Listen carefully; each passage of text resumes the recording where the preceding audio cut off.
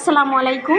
আপনাদের মাঝে খাসির বট নিয়ে চলে আসলাম রান্না করার জন্য।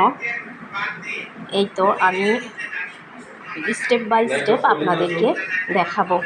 আপনাদের যদিও ভালো লেগে থাকে তাহলে ফেসবুক থেকে দেখলে লাইক ফলো করে দিবেন, আর ইউটিউব থেকে দেখলে সাবস্ক্রাইব করে দিবেন। আমি নতুন, আমার পাশে থাকবেন সবাই, আমাকে সাপোর্ট দিয়েন। এই তো আমি পরিমাণ মতো সয়াবিন তেল দিয়ে দিয়েছি। প্রথমে কিছু পেঁয়াজ কুচি দিয়ে দিলাম।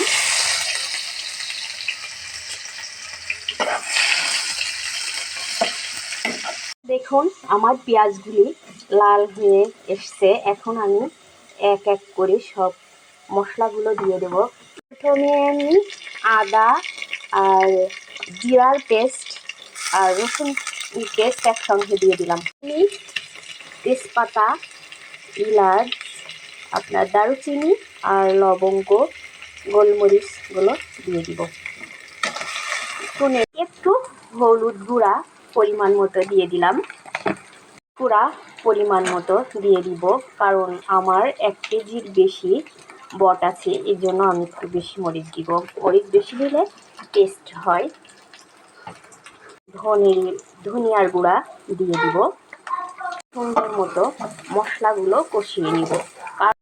আমি একটু মশলাগুলোর মধ্যে পানি অ্যাড করে দিব মশলাটা, কারণ একটু কষিয়ে নিতে হবে।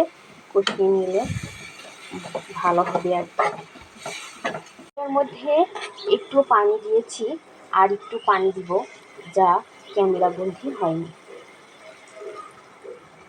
কিন্তু সুন্দর মতো আমি একটু কষিয়ে নিব।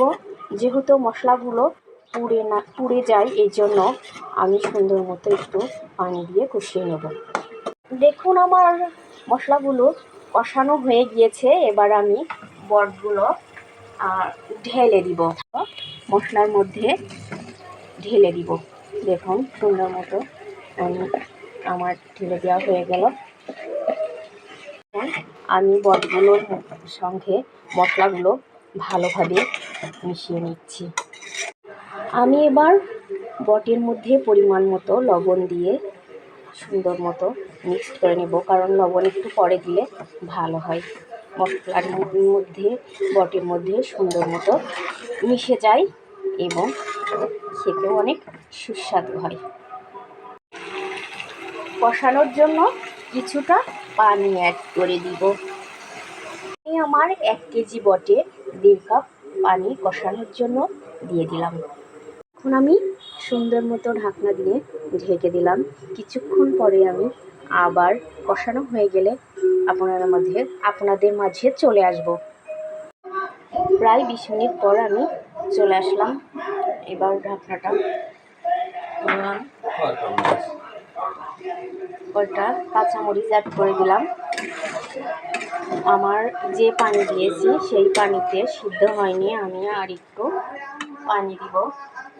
অবশ্যই এটা গরম পানি দিতে হবে। আমি আর একটু পানি অ্যাড করে ঢাকনা দিয়ে ঢেকে দিব। আমি ঢাকনাটা খুলে এবার দেখব আমার কষানো হয়ে গিয়েছে।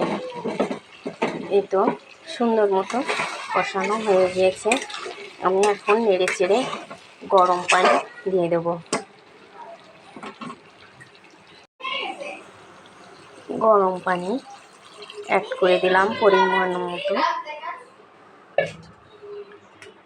এবার আমি সুন্দর মতো নেড়ে দিব।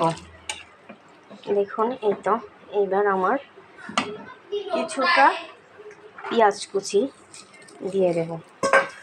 এবার আমি সুন্দর মতো ঢাকনা দিয়ে ঢেকে দিব। আমি এখন ঝুড়ির মধ্যে একটু মশলা দিয়ে দিলাম, গরম মশলা ভেজে রাখা।